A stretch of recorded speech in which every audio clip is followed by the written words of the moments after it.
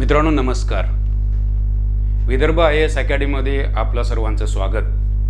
आज जी काय आपण चर्चा करणार आहोत, चर्चेचा जो विषय आहे, एक मोठी जाहिरात तुम्हाला बघायला मिळाली असेल, त्या संदर्भातली आपली सगळी चर्चा आहे आणि त्या अनुषंगानं बऱ्याच गोष्टींची चर्चा मित्रांनो आज आपण करत जाणार आहोत. जाहिरातीच्या संदर्भात बृहन्मुंबई महानगरपालिका कार्यकारी सहाय्यक लिपिक भरती या संदर्भातली तब्बल 846 पदांची मित्रांनो ही जाहिरात आणि त्या संदर्भात इंग्रजी संदर्भात आपण काय करू शकतो, इंग्रजीची प्लॅनिंग आपण काय करू शकतो, त्याची स्ट्रॅटेजी कशी असावी या संदर्भातली सगळी चर्चा मित्रांनो आपण करणार आहोत. मग त्याचा सिलेबस कसा आहे, पाठीमागच्या प्रश्नपत्रिकांमध्ये कशा पद्धतीचे प्रश्न फ्रेम केलेले आहेत, PYQची आपण चर्चा करणार आहोत. म्हणजे आपल्याला अंदाज नेमका मित्रांनो येणार आहे की प्रश्नांचा पॅटर्न काय असेल, कशा पद्धतीनं त्या प्रश्नांना आपल्याला सामोरं जाता येईल आणि नेमका सिलेबस काय आहे, कोणकोणते घटक परीक्षेला विचारले जातात. तसं बघायला गेलं तर MPSCच्या पॅटर्न खाली जे घटक आहेत तेच घटक याही ठिकाणी दिसतात.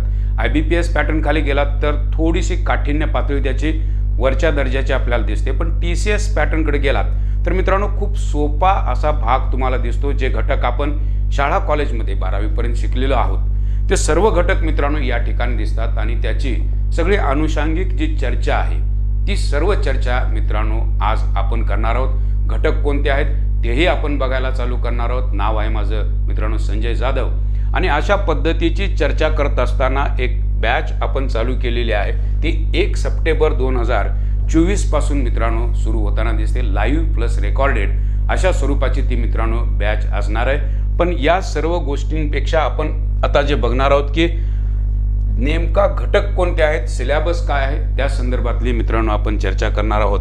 तर माझ्यासोबत ज्या वेळेला आपण चर्चा करतो त्यावेळेला इंग्रजीच्या संदर्भात ज्यावेळेला आपण चर्चेला मित्रांनो सुरुवात करतो त्यावेळेला 2 घटक अगदी आवश्यक आपल्याला चर्चेला घ्यावे लागतात. तो पहिला घटक जो आहे तो म्हणजे ग्रामरचा घटक आणि दुसरा जो घटक आहे तो म्हणजे व्होकॅब्युलरी, की ज्या ठिकाणी इडम्स, फ्रेजेस, वन वर्ड सबस्टिट्यूट अशा बऱ्याच सर्व गोष्टींची आपल्याला चर्चा करावी लागते, ज्याची चर्चा आपली शाळा कॉलेजमध्ये कधीही झालेली नसते. पण मित्रांनो मी तुम्हाला गॅरंटी देतो की अशा पद्धतीची चर्चा करत गेल्यानंतर आपली व्होकॅब तर समृद्ध होणारच आहे, पण ग्रामरचे प्रश्न जे आहेत ते सुद्धा अगदी सहज पद्धतीनं सोडवता येतील. मग या घटकाकडे बघितल्यानंतर ग्रामरच्या घटकामध्ये कोणकोणत्या गोष्टींचा समावेश आहे ते या ठिकाणी मित्रांनो मी नमूद केलेला आहे. या ठिकाणी जर तुम्ही बघितलं तर अगदी अभ्यासक्रम तशाच पद्धतीचा दिसतो. पार्ट्स ऑफ स्पीच मलाही माहिती असावं. पार्ट्स ऑफ स्पीचमध्ये noun, pronoun, adjective, adverb, conjunctions, okay, ह्या सर्व गोष्टींची चर्चा मित्रांनो आपल्याला करावी लागते आणि त्या संदर्भातले एरर डिटेक्शनच्या संदर्भातले प्रश्न विचारले जाऊ शकतात. गाळलेल्या जागा भराच्या संदर्भातले प्रश्न विचारले जाऊ शकतात.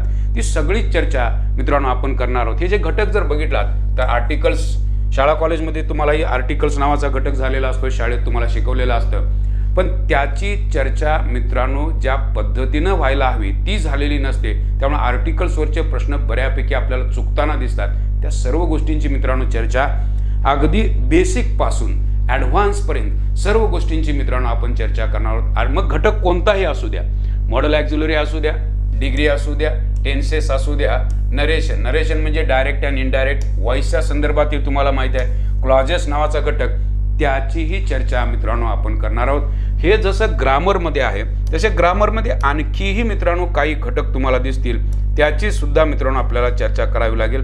ते घटक मी तुम्हाला समजून सांगतो की असेच ग्रामरच्या संदर्भातले आणखी काही घटक आहेत. यस, हे झाले या ठिकाणी बघा. हेही घटक मित्रांनो या ठिकाणी आपल्याला बघायला मिळतील की types of sentences, compound sentence असेल, कॉम्प्लेक्स सेंटेन्स असेल, त्या संदर्भातलेही मित्रांनो प्रश्न विचारले गेलेले आहेत. त्याचीही चर्चा मित्रांनो आपण करणार आहोत. क्वेश्चन फॉर्मेशनवर तुम्हाला प्रश्न दिसतात, WH क्वेश्चन्स जे असतात त्या संदर्भातले प्रश्न, क्वेश्चन टॅग हा चॅप्टर तुम्हालाही झालेला आहे शाळेत, फिगर्स ऑफ स्पीच असेल, सेंटेन्स करेक्शन, कॉमन एरर्सवर मित्रांनो हमखास परीक्षेला प्रश्न, पंक्च्युएशनच्या संदर्भातले प्रश्न आणि सगळ्यात सर्वात महत्त्वाचा घटक जो आहे तो म्हणजे पॅराजंबल. पॅराजंबलची मित्रांनो आपण कधीच शाळा कॉलेजमध्ये चर्चा केलेली नसते. त्या संदर्भात मित्रांनो इन डिटेल आपण चर्चा करणार आहोत.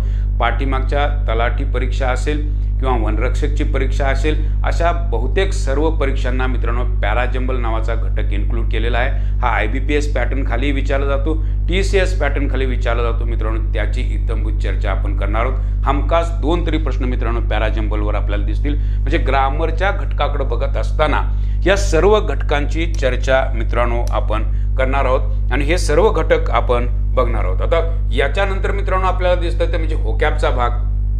होकॅबच्या भागाकडे गेल्यानंतर आपल्याला या ठिकाणी वन वर्ड सबस्टिट्यूट आहे, याची आपण चर्चा करणार आहोत.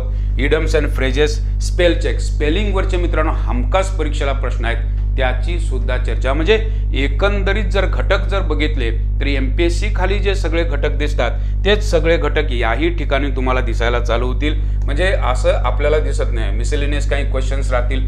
कॉम्प्रिहेन्शन हा जो एक भाग असतो, जो पॅसेजवर काही प्रश्न विचारले जातील, त्याही घटकाची चर्चा मित्रांनो आपण या कोर्सच्या माध्यमातून हमखास करणार आहोत. पण हे सगळं जरी आपण बघितलं तरी मुद्दा मित्रांनो हा आहे की ज्यावेळा अशा पद्धतीचे प्रश्न आपण बघायला चालू करतो त्यावेळा पाठीमागच्या झालेल्या प्रश्नपत्रिकांमध्ये कशा पद्धतीचे प्रश्न आलेत आणि मग आपल्याला तयारी कशी करायची आहे या संदर्भात सुद्धा मित्रांनो आपल्याला गोषवारा मिळतो. त्यामुळे पाठीमागच्या परीक्षांमध्ये कशा पद्धतीने या घटकांवर प्रश्न आलेत ते पहिल्यांदा आपण थोडेसे तपासून बघूया आणि मग त्याची उत्तरं काढण्याकरता कोणकोणत्या घटकांची आपल्याला तयारी करावी लागेल त्या संदर्भात आपण चर्चेला सुरुवात करूया.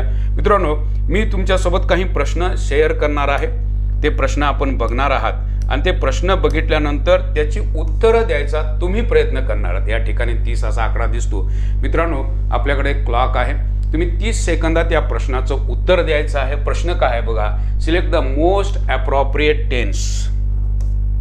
Select the most appropriate tense from to fill in the blank. TCS तलाठी 2023 करताचा मित्रांनो प्रश्न. Rajesh dash the IPL match all night. Is watching, was watching or has watching. मित्रांनो 30 सेकंदाचा वेळ तुमच्या सोबत आहे आणि या प्रश्नाचं उत्तर तुम्ही द्यायचा प्रयत्न करायचा आहे. कॉमन प्रश्न आहे मित्रांनो, अशाच पद्धतीचे TCS पॅटर्न खाली प्रश्न विचारले जातात. Come on.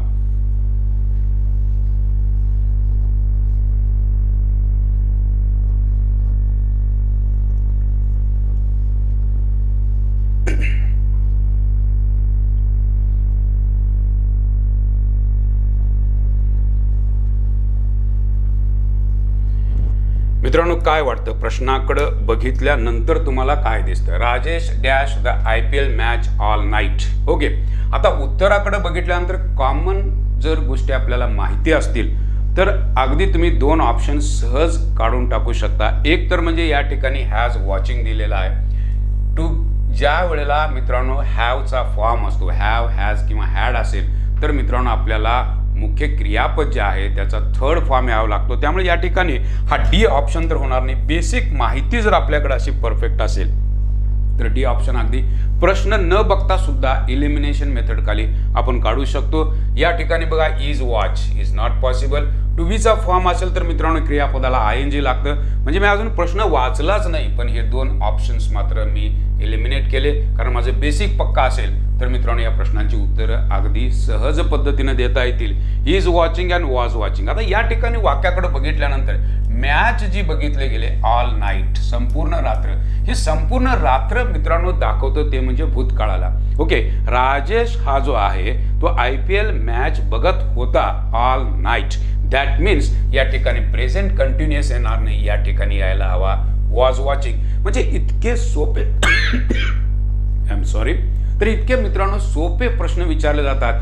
जनरल सेन्स जर तुमचा पक्का असेल, थोडंसं बेसिक पक्का असेल तर मित्रांनो जे काही 25 प्रश्न विचारले जाणार आहेत आणि त्याला 50 मार्क आहेत मित्रांनो 45 क्रॉस अगदी सहज करू शकता जर अशा पद्धतीनं आपण अगदी चर्चा करत गेलो तर. आणि सगळे PYQ मित्रांनो आपण बघत जाणार आहोत. घटक निहाय आपली सगळी चर्चा होणार आहे. म्हणजे टेन्सवरचा हा आपण प्रश्न बघितला. पुढचा प्रश्न मित्रांनो तुमच्यासाठी स्क्रीनवर काय आहे बघा. याचं उत्तर मित्रांनो तुम्ही काय देणार आहात? कमाल, या प्रश्नाचं उत्तर तुम्हाला द्यायचं आहे. यस, तुमची वेळ चालू झाली. 30 seconds are given. The bookshelf in my bedroom is made of from oak. आणि मित्रांनो प्रश्न असा आहे, parts of the following sentence have been given as options. Select the option that contains an error. चूक असणारा भाग मित्रांनो तुम्हाला शोधायचा आहे। 30 सेकंदाचा वेळ तुमच्यासोबत आहे। काही सुचतं का बघा, कारण अशाच पद्धतीचे प्रश्नपत्रिकेत मित्रांनो तुम्हाला प्रश्न दिसायला चालू होतील। बघूया या प्रश्नाचं उत्तर तुम्ही कसे देत आहात। कमाल।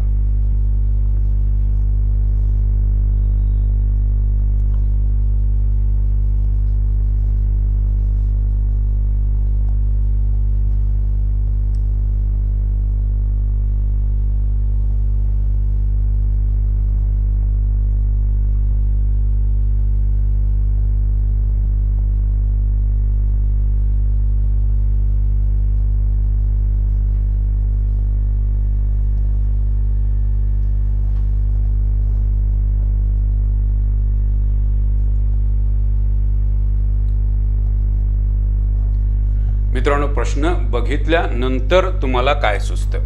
प्रश्न बघितल्यानंतर या ठिकाणी म्हटलंय द बुक शेल्फ। ओके, याचा अर्थही बऱ्याच लोकांना माहिती असणार नाही। याचा अर्थ आहे मित्रांनो पुस्तकाचं कपाट।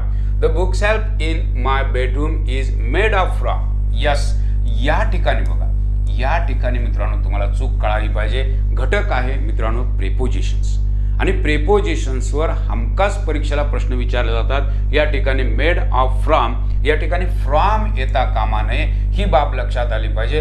डबल प्रेपोजिशनचा या ठिकाणी वापर करायची काही गरज नाही। Made of, make of, the chair is made of wood, the chair is made of wood, made of, from लागत नाही। हे जर तुमच्या लक्षात आलं तर उत्तर मित्रांनो येणार आहे त्या भागामध्ये चूक आहे। ऑफ फ्रॉम हे तुमचं उत्तर अपेक्षित आहे।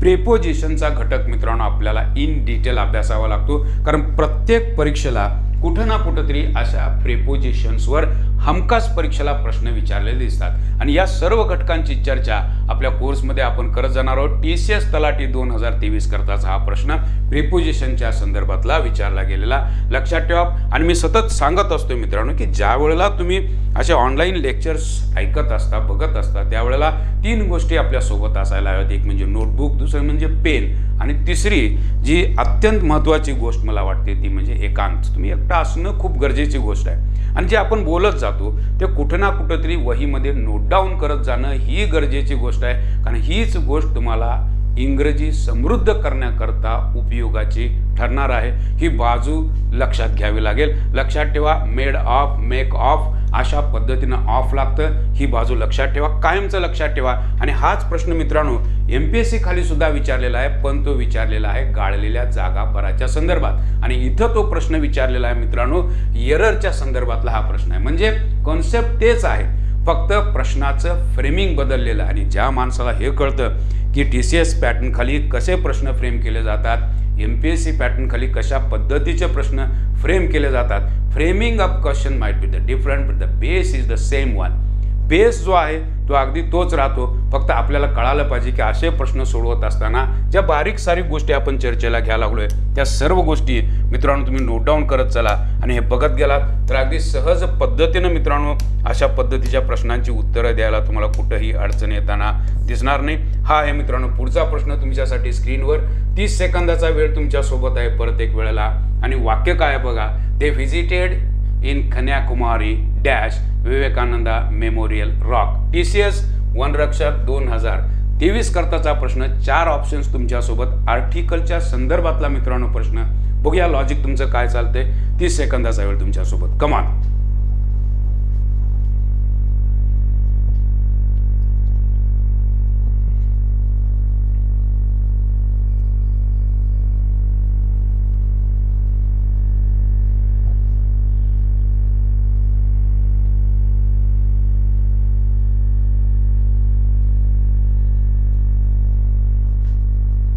मित्रांनो, आर्टिकलच्या संदर्भात विचार करत असताना आर्टिकल्स कशी वापरावीत या संदर्भात मित्रांनो अगदी बेसिक इन्फॉर्मेशन जशी आपल्याला माहिती असणं अपेक्षित आहे, तसंच हे बारीक सारीक नियम सुद्धा आपल्याला माहिती असणं खूप गरजेची गोष्ट आहे। वास्तविकता आर्टिकल्स हा चॅप्टर आपल्याकडे घटक कधी शिकवला जातो, 8वी 9वी 10वीच्या वर्गामध्ये कधीतरी झालेला असतं, आणि त्याच्यानंतर मात्र हा घटक कधीही विचारात घेतला जात नाही। आणि प्रत्येक परीक्षेला मित्रांनो आर्टिकल्स या घटकावर हमखास परीक्षेला प्रश्न येतात। या ठिकाणी उत्तर काय अपेक्षित आहे बघा, या ठिकाणी उत्तर काढत असताना पहिली बाजू ही लक्षात ठेवा की आर्टिकलचा वापर हा नामासाठी केला जातो। ही बाजू तुमच्या लक्षात आली पाहिजे। इथं जर आर्टिकल आपल्याला वापरायचं असेल, या ठिकाणी जर आर्टिकल मला वापरायचं असेल तर ते आर्टिकल वापरलं जाईल, ते म्हणजे रॉक करता वापरलं जाणं गरजेची गोष्ट आहे मित्रांनो। हा भाग जो आहे मेमोरियल हे ऍडजेक्टिव्ह म्हणून काम करतं, तिथं आर्टिकल या ठिकाणी वापरले गेले पाहिजे, ते म्हणजे रॉक करता। आता गंमत अशी आहे की द चा वापर जर आपल्याला माहिती असेल, द कसं वापरलं जातं, एक साधं लॉजिक लक्षात ठेवा मित्रांनो। द च्या बाबतीत कायम एक लॉजिक तुम्ही लक्षात ठेवा की द चा वापर अशा ठिकाणी केला जातो जे भव्य दिव्य असतं, जे मोठं असतं। बघा तुम्ही कदाचित शाळेत असं शिकला असाल, समुद्रांच्या पाठीमागं द वापरलं जातं, the Atlantic Ocean, the Red Sea, the Pacific Ocean, या सगळ्याच्या पाठीमागं द आहे। The sun is there, the Mars is there, the Jupiter is there, ह्या ग्रहांच्या पाठीमागं द वापरलं जातं। न्यूजपेपर बघा, जे मोठे न्यूजपेपर्स आहेत, okay, the Washington post, okay, the New York times, हे न्यूजपेपर्स बघा, द इंडियन एक्सप्रेस, हे सगळे न्यूज, द डॉन, मित्रांनो हे न्यूजपेपर्स बघा, किंवा तुम्ही पुस्तकं बघा, धर्मग्रंथ बघा, the Gita, the Quran, the Bible, या सगळ्या धर्मग्रंथांच्या पाठीमागं द वापरलं जातं। लॉजिक तुमच्या काही लक्षात आलं का बघा, की द चा वापर जे भव्य दिव्य आहे, जे मोठं आहे, आपण म्हणतो बघा द ताज, ओके, द ताज, म्हणजे हे मोठी गोष्ट आहे मित्रांनो। ही गोष्ट कायम लक्षात ठेवा, जी गोष्ट युनिक आहे, जी मोठी आहे, ती भव्य दिव्य आहे। मग ते भव्य दिव्य काही असू शकतं, एखादी अकॅडमी असते, त्या अकॅडमीच्या पाठीमागं सुद्धा द वापरतात, okay, the Tata memorial trust, the Tata memorial trust, the लावतात, भव्य दिव्य, मोठं, युनिक, अशा गोष्टी मित्रांनो कायम आपण कॉमन गोष्टी जर पकडून गेलो तर मित्रांनो द चा वापर आपल्याला अगदी सहज कळू शकतो। आणखी एक दुसरी गोष्ट द च्या बाबतीत, ज्या वेळेला आपण द विचारात घेतो आणि ज्या वेळेला आणखी ॲन विचारात घेतो मित्रांनो, त्यावेळेला तुम्हाला लक्षात आलं पाहिजे की द च्या वापराला लिमिटेशन्स नाहीत, पण किंवा ॲनच्या वापराला मात्र मित्रांनो तुम्हाला लिमिटेशन्स दिसतील। किंवा ॲनचा वापर कशासाठी केला जातो, सिंग्युलर पाहिजे नाउन, काउंटेबल पाहिजे, कॉमन पाहिजे, पण द च्या बाबतीत मात्र तसं नाही।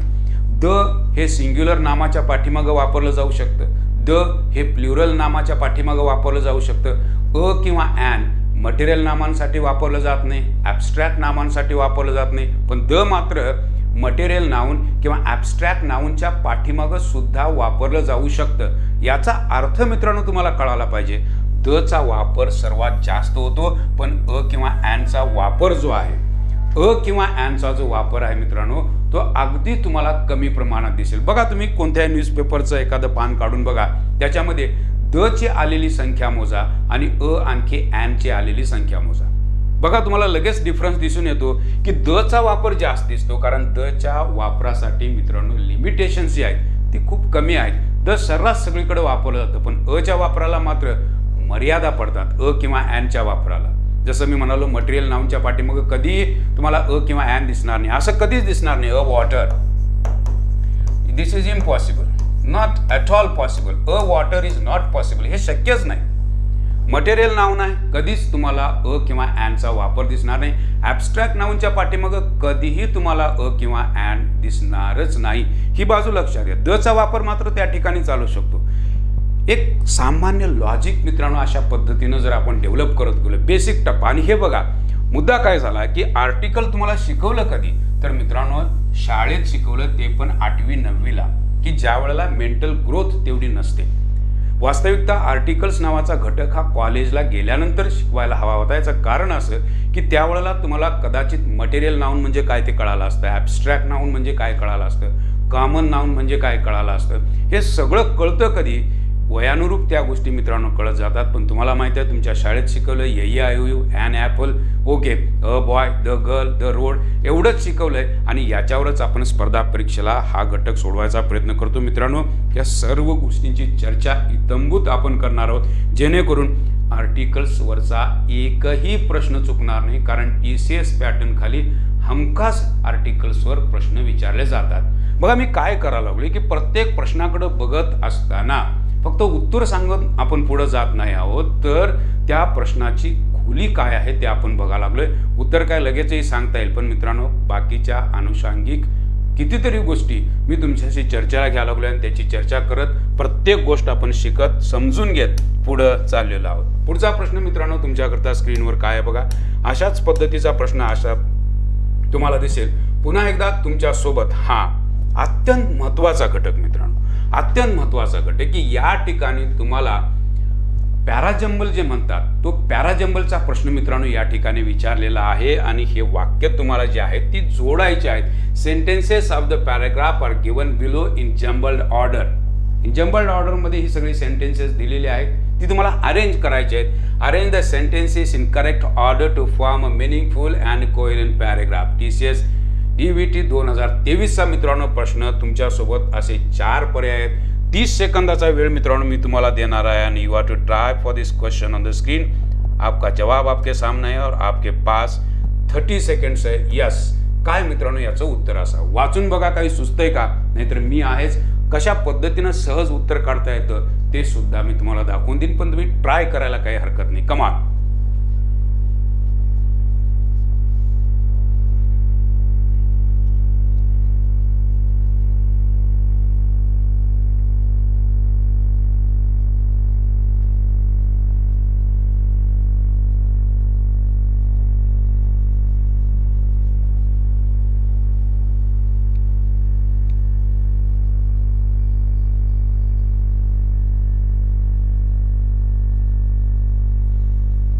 यस मित्रांनो, वेळ संपत चालले. काही सुचलं का बघा उत्तर काढत असताना मित्रांनो सामान्य लॉजिक जर माहिती असेल तर उत्तर अगदी सहज येऊ शकतं. कसं बघा की ज्या वेळेला असं आपण वाचत जातो मित्रांनो, he not only give India the power to steel and hydro electric energy but also and institution of research. मित्रांनो ही वाक्य वाचत गेल्यानंतर तुम्हाला दिसतं की मित्रांनो अशा वाक्यानं कधीही सहसा सुरुवात करू नका ज्याच्यामध्ये प्रोनाउन आहे. बघा या ठिकाणी हे प्रोनाउन आहे, यानं वाक्याची सुरुवात होणार नाही. आय रिअलाइज्ड धिस हे सुद्धा मित्रांनो प्रोनाउन आहे. हे रिलेटिव्ह हे डेमॉन्स्ट्रेटिव्ह प्रोनाउन आहे. म्हणजे तुमच्या लक्षात आलं का? एक लॉजिक आहे. एक लॉजिक जर तुम्हाला कळालं, धिस हे डेमॉन्स्ट्रेटिव्ह प्रोनाउन आहे, राईट. त्यामुळे हे धिस म्हणजे काय हे नेमकं कळत नाही. आय रिअलाइज्ड धिस, हे धिस हे मित्रांनो डेमॉन्स्ट्रेटिव्ह प्रोनाउन आहे. असं वाक्य मित्रांनो सुरुवातीला घेऊच नका की ज्याच्यामध्ये प्रोनाउन दिसतं. सुरुवात अशा वाक्यानं करा की ज्याच्यामध्ये प्रोनाउन आहे. बघा, a noble purpose gives meaning to one's own life and is of benefit to others. मित्रांनो वाक्याकडे बघितल्यानंतर मित्रांनो या ठिकाणी तुम्हाला एकही प्रोनाउन दिसत नाही. Once own life, living in a colonized country. मित्रांनो ही हॅड, ही परत आलेला आहे म्हणजे यानं सुरुवात होणार नाही. सुरुवात मित्रांनो सीन व्हायला पाहिजे. याचं कारण असं मित्रांनो की या ठिकाणी तुम्हाला प्रोनाउन दिसत नाही, त्यामुळे या ठिकाणी सीन सुरुवात व्हायला पाहिजे. मग हे ऑप्शन तुमचे निघून गेले, हे ऑप्शन तुमचा निघून गेला. आता तुमच्याकडे 2 पर्याय राहिले, बी आणखी सी. आता वाक्य वाचून बघा. A noble purpose gives meaning to one's own life and is of benefit to others. I realised this, हे मला कळालं, याची मला जाणीव झाली. हे जे धिस आलेलं आहे मित्रांनो, ह्या संपूर्ण वाक्यासाठी मित्रांनो हे धिस आलेलं आहे. हे डेमॉन्स्ट्रेटिव्ह प्रोनाउन आहे. आय रिअलाइज्ड धिस, हे रिअलाइज झालं, हे डेमॉन्स्ट्रेटिव्ह प्रोनाउन आहे मित्रांनो. हे कळालं पाहिजे म्हणजे सी नंतर बी पाहिजे. Option is this one is the correct option for the question on the screen. मला वाटतं की तुम्हाला कळालं असावं की पॅराजंबलचे प्रश्न आणि असे प्रश्न मित्रांनो 2 ते 3 प्रश्न विचारले जातात. बऱ्याच वेळा असेही प्रश्न विचारले जातात की याच्यावरच 5 प्रश्न तयार केले जातात आणि विचारलं जातं की पहिलं वाक्य कोणतं, दुसरं कोणतं, तिसरं कोणतं, लास्ट कोणतं. अशा पद्धतीचे प्रश्न मित्रांनो 5 मार्क्स तुम्ही अगदी सहज मिळवू शकता. बेसिक टेक्निक जर आपल्याकडे असेल तर अशा पद्धतीच्या प्रश्नांची उत्तरं काढताना तुम्हाला कुठेही अडचण येणार नाही आणि पुरेसा सराव आपण करून घेणार आहोत. ही सर्वात महत्त्वाची गोष्ट की पुरेसा सराव जर मित्रांनो अशा पद्धतीनं आपण केला तर 100% आपला एक व्ह्यू तयार होतो, एक अँगल तयार होतो. प्रश्न कशा पद्धतीनं फ्रेम केले जातात हे आपल्याला कळतं. आणि मुद्दा मी पुन्हा सांगतो मित्रांनो की अशा पद्धतीची चर्चा ही शाळा कॉलेजमध्ये कधीही आपल्याकडून करून घेतली जात नाही किंवा किंबहुना तेवढा वेळही दिला जात नाही. आणि त्याचा परिणाम आज आपल्याला समोर दिसतो की आपलं इंग्रजी हे वीक आपल्याला दिसायला चालू होतं. पण मित्रांनो लक्षात ठेवा की या सर्व गोष्टींची चर्चा आपण इत्थंभूत करणार आहोत. अगदी बेसिक टू ॲडव्हान्स सर्व गोष्टींची चर्चा मित्रांनो कोर्समध्ये तुम्हाला बघायला मिळेल. यस, याच्यानंतर मित्रांनो एक पुढचा प्रश्न तुमच्याकरता स्क्रीनवर अशाच पद्धतीचा. Yes, this is the next question for you. Select the most appropriate antonym of the given word ajar. शब्द कधी ऐकलाय का बघा? अजार. स्मॅश्ड, क्लोज्ड, फिक्स्ड और फ्री. 30 सेकंदाचा वेळ मित्रांनो तुमच्यासोबत. 4 ऑप्शन्स तुमच्यासोबत. वेळ चालू झालेली आहे. उत्तर काय असावं प्रश्न जो तुम्हाला स्क्रीनवर दिसतो त्यासाठी. कमान.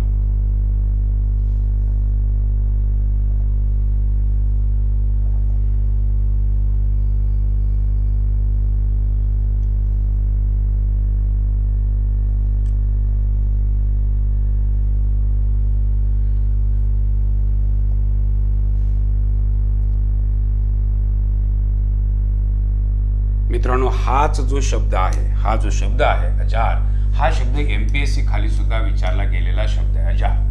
अजार याचा अर्थ होतो मित्रांनो जो दरवाजा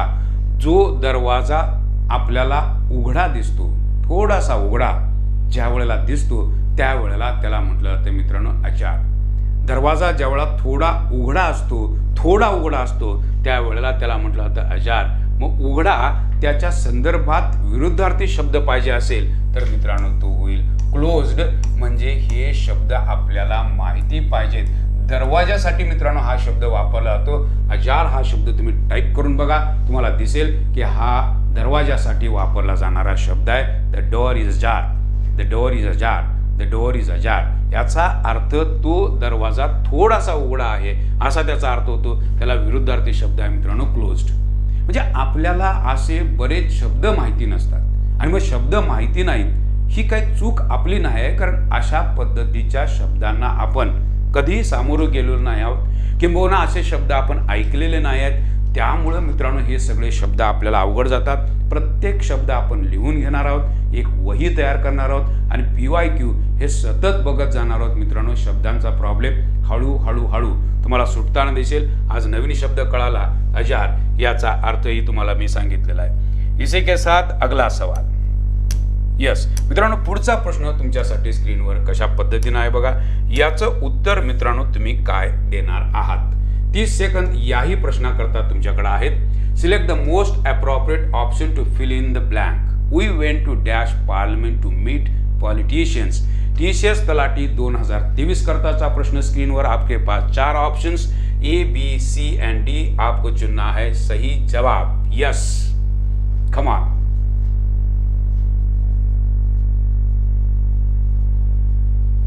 मघाशीच सांगितलेला मुद्दा जर तुमच्या लक्षात आला असेल तर आर्टिकल अगदी सहज वापरू शकता या ठिकाणी.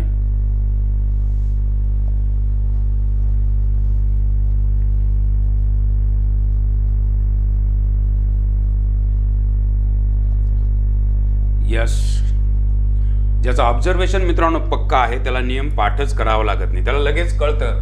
पार्लमेंट मित्रांनो पार्लमेंटच्या पाठीमागे आर्टिकल वापरायचा. मग अशी बोललो होतो की द चा वापर भव्य दिव्य गोष्टींसाठी केला जातो, मोठ्या गोष्टींसाठी मित्रांनो केला जातो. पार्लमेंट हे का 2 खोल्यांचं असतं का? पार्लमेंट ही एक भव्य दिव्य बिल्डिंग असते. 100% मित्रांनो या ठिकाणी आर्टिकल यायला पाहिजे, ते म्हणजे द. ही गोष्ट आपल्याला कळाली पाहिजे. We went to the parliament to meet politicians. म्हणजे अशा पद्धतीचे प्रश्न मित्रांनो विचारले जातात, कॉमन सेन्सवरचे प्रश्न की जे आपल्याला कळाले पाहिजेत. द चा वापर या ठिकाणी केला जाईल म्हणून लक्षात ठेवा. द चा वापर सर्रास सगळीकडे दिसतो. आणखी च्या वापराला मर्यादा आहेत. हे मी पुन्हा तुम्हाला सांगत राहतोय आणि तुम्ही सुद्धा या गोष्टी खात्री करून घेऊ शकता. कोणतंही इंग्रजीचं पेज तुम्ही वाचायला सुरुवात करा, द ची संख्या लिहून काढा आणि आणखी ची संख्या लिहून काढा. बघा तुम्हाला कळून येईल की द ची संख्या ही जास्त आहे किंवा पेक्षा. हे तुमच्या लक्षात येईल मित्रांनो. म्हणजेच याचा अर्थ आणि जी सामान्य बाब मगाशी जी बोललो होतो की द चा वापर हा भव्य दिव्य आणि मोठ्या गोष्टींसाठी. मग त्या मोठमोठ्या गोष्टी कोणत्या त्याची चर्चा आपण क्लासमध्ये करणारच आहोत. ते नियम कोणते आहेत ते सगळ्या गोष्टी आपण बघत जाणारच आहोत. म्हणून मित्रांनो एक बेसिक गोष्ट जर आपल्याला कळाली तर बाकीच्या कित्येक प्रश्नांची चर्चा केल्यामुळं उत्तर काढता येणं मित्रांनो खूप सोपं जातं. पुढचा प्रश्न स्क्रीनवर तुमच्याकरता काय आहे बघा. स्पेलिंगच्या संदर्भातला प्रश्न. TCS पॅटर्न खाली मित्रांनो हमखास अशा पद्धतीचे स्पेलिंगचे प्रश्न विचारले जातात. 30 सेकंदाचा वेळ आहे. Select the correct spell sentence. मित्रांनो 30 सेकंदाचा वेळ. Abhay picked up the heaviest bag. हेवीएस्टचं स्पेलिंग मित्रांनो विचारलंय. किती सोपा प्रश्न आहे बघा. 30 सेकंदाचा वेळ. उत्तर बरेच लोक अगदी बरोबर देतील. बघूया या प्रश्नाचं उत्तर तुम्ही काय देता. कमा.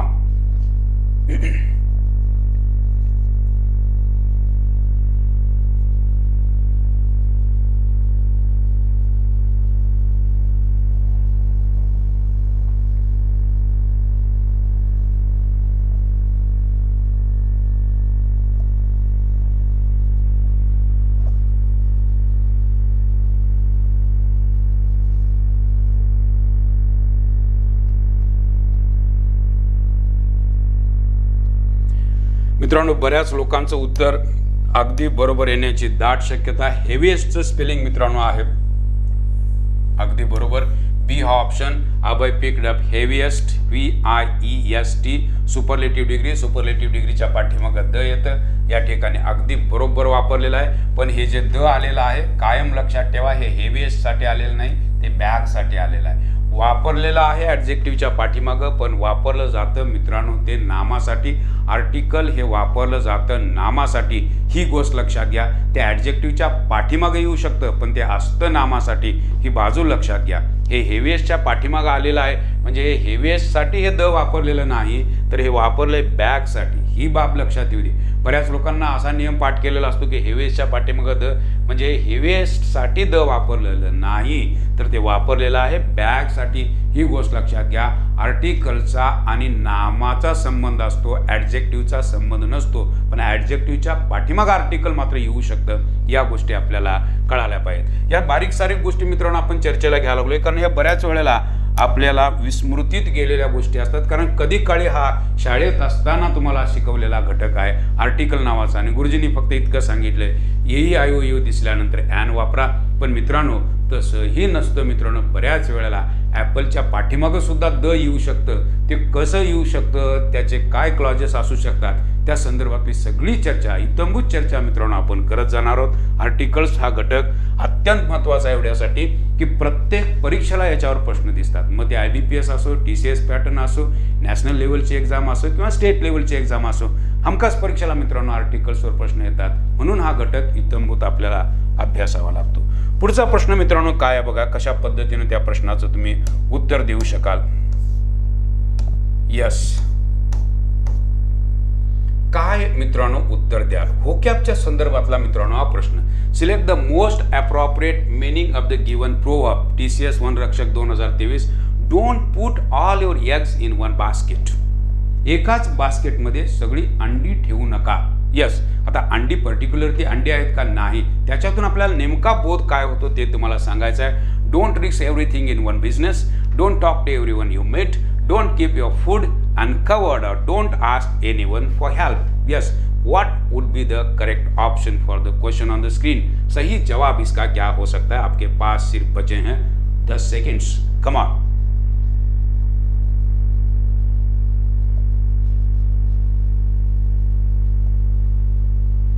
काय मित्रांनो लॉजिक तुम्ही काय लावलं या प्रश्नाचं उत्तर देण्याकरता? लॉजिक काय? Don't put all your eggs in one basket. एकाच बास्केटमध्ये सगळी अंडी ठेवू नका, कारण बास्केट जर पडलं, हातातून निसटलं, पडलं तर सगळीच अंडी फुटून जातील. याचाच अर्थ असा होतो मित्रांनो की ज्यावेळेला आपल्याला पैसे इन्व्हेस्ट करायचे असतात त्यावेळेला एकाच बिझनेसमध्ये ते लावू नका, वेगवेगळ्या ठिकाणी गुंतवा.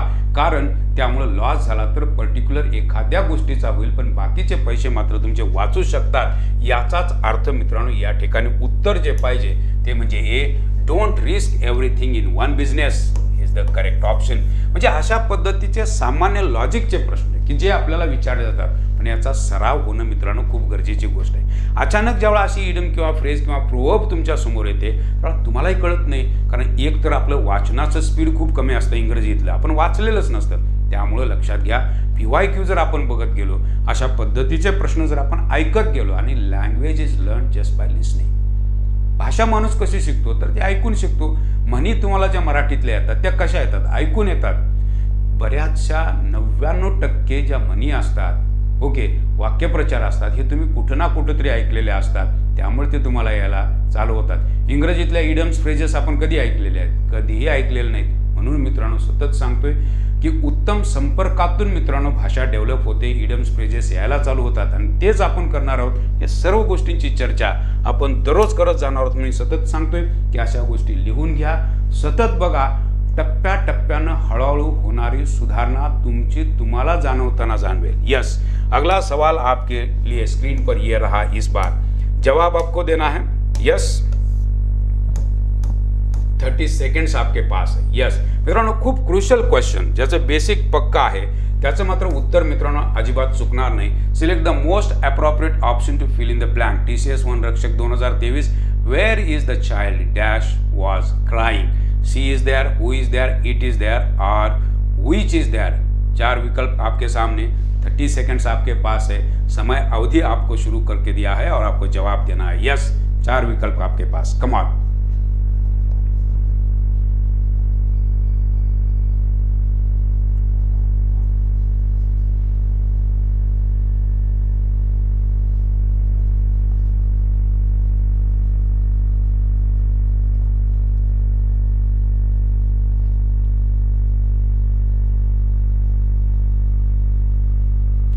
बऱ्याच लोकांनी उत्तर द्यायचा मित्रांनो प्रयत्न केलेला असावा, पण घटक कळालाय का की कोणत्या घटकावर मित्रांनो हा प्रश्न विचारलेला आहे? मित्रांनो घटक आहे प्रोनाउन। तुमच्या लक्षात आलं का? बघा, प्रोनाउन या घटकावर प्रश्न विचारला आणि त्यातल्या त्यात हा प्रश्न आहे रिलेटिव्ह प्रोनाउनच्या संदर्भात। संबंधित सर्वनाम या संदर्भातला मित्रांनो हा प्रश्न आहे। या ठिकाणी चाइल्ड साठी मित्रांनो तुम्हाला रिलेटिव्ह प्रोनाउन वापरायचा आहे, इट तर येणार नाही। ओके, विच हे रिलेटिव्ह प्रोनाउन हे वस्तूंसाठी वापरलं जातं, व्यक्तींसाठी वापरलं जाणारं प्रोनाउन मित्रांनो हु आहे। याचा अर्थ उत्तर मित्रांनो बी यायला पाहिजे। रिलेटिव्ह प्रोनाउन जे आहेत, हु असेल, हुम असेल, हुज असेल, ही प्रोनाउन्स मित्रांनो व्यक्तीसाठी वापरले जातात। विच हे प्रोनाउन व्यक्ती सोडून सर्वांसाठी वापरलं जातं। इतकं बेसिक ज्याला माहिती आहे त्याचं उत्तर मित्रांनो अजिबात चुकत नाही। आणि अशा प्रश्नांची उत्तरं देण्यासाठी लागतो किती कालावधी? 10 सेकंड्स। 10 सेकंदात मित्रांनो अशा पद्धतीच्या प्रश्नाची उत्तरं तुम्ही देऊ शकता, पण कधी? बेस पक्का असेल तर। हे सगळा बेस मित्रांनो पक्का आपण करून घेणार आहोत।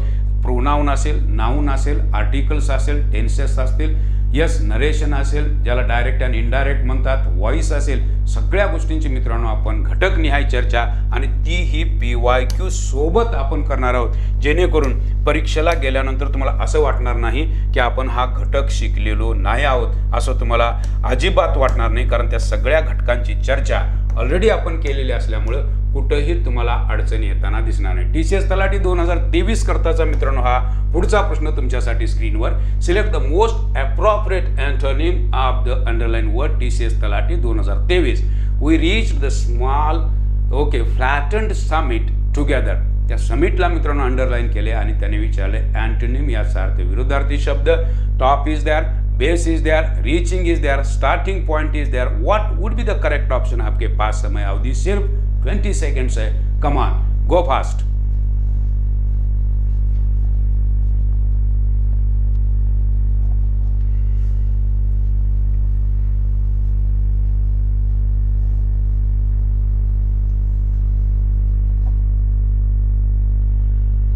मित्रांनो अँटोनिम तुम्हाला विचारलंय, याचा अर्थ विरुद्धार्थी विचारलंय। समिट या शब्दाचा अर्थ आहे मित्रांनो शिखर, राईट, आणि त्याला विरुद्धार्थी शब्द स्टार्टिंग पॉइंट होईल का? नाही। रीचिंग होईल का? टॉप होईल का? उत्तर मित्रांनो यायला पाहिजे बेस।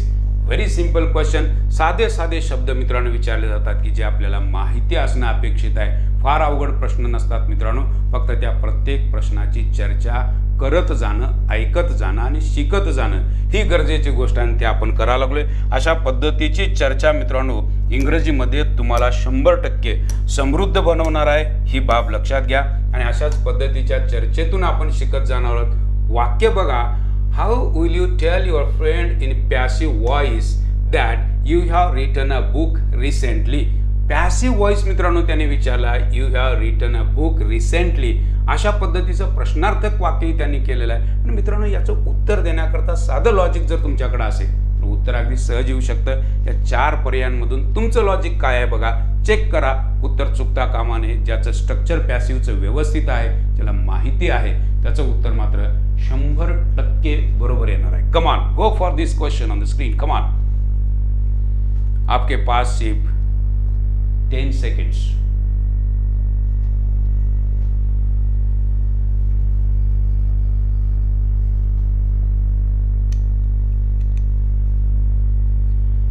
यस मित्रांनो, वाक्याकडे बघितल्यानंतर अगदी सहज याचं उत्तर तुम्ही देऊ शकाल जर तुम्हाला स्ट्रक्चर माहिती असेल। You have written a book, have written, right, या भागाकडे थोडंसं लक्ष द्या। प्रेझेंट परफेक्ट आहे आणि प्रेझेंट परफेक्टचं हे मित्रांनो ॲक्टिव्ह आहे। पॅसिव्ह करत असताना हॅव बीन किंवा हॅज बीन पाहिजे। हॅव बीन किंवा हॅज बीन, या ठिकाणी वॉज आहे, हा पर्याय निघून गेला। ओके, हॅव बीन आलेला आहे, पण या वाक्यातला जो ऑब्जेक्ट आहे अ बुक हा ऑब्जेक्ट आहे, त्यामुळे हॅज यायला पाहिजे, हॅव येणार नाही, त्यामुळे हा पर्याय निघून गेला। हे रूट तर येणारच नाही। उत्तर मित्रांनो बी असेल. याचं कारण काय की प्रेझेंट परफेक्टचा पॅसिव्ह करत असताना हॅव हॅज बीन वापरलं जातं. वाक्यामधला ज्याला ऑब्जेक्ट कळतो हा आहे ऑब्जेक्ट. ओके, हा ऑब्जेक्ट हा सिंग्युलर आहे, त्यामुळे या ठिकाणी हॅजचा वापर आणि त्यानंतर बीन म्हणजे या ठिकाणी हे बीन. म्हणजे इतकं साधं लॉजिक मित्रांनो ज्याचं पक्का आहे त्याला उत्तरं काढायला फक्त आणि फक्त 10 सेकंदाचा वेळ पुरेसा आहे. हे मी पुन्हा सांगतो. आणि अशाच पद्धतीची सगळी चर्चा कोर्सच्या माध्यमातून मित्रांनो आपण करत जाणार आहोत. इंग्रजी आपण समृद्ध करत जाणार आहोत हे मी पुन्हा सांगतो, कारण तुम्हाला जरासुद्धा कुठंही अडचण येणार नाही. या संदर्भातली आपली जी बॅच चालू होते ती 1 सप्टेंबर 2024 पासून चालू होणार आहे, ज्याच्यामध्ये लाईव्ह प्लस रेकॉर्डेड असे सगळे लेक्चर्स तुम्हाला बघायला मिळतील. अगदी बेसिक टू ॲडव्हान्स सगळी चर्चा, घटक निहाय चर्चा, PYQ सोबत असणारी चर्चा इंग्रजीच्या संदर्भातली तुम्हाला बघायला मिळणार आहे. आजच्यासाठी याच ठिकाणी थांबू. पुन्हा भेटू नवीन प्रश्नांसोबत, नवीन गोष्टी शिकण्यासाठी विदर्भ IAS अकॅडमी सोबत. Thank you very much.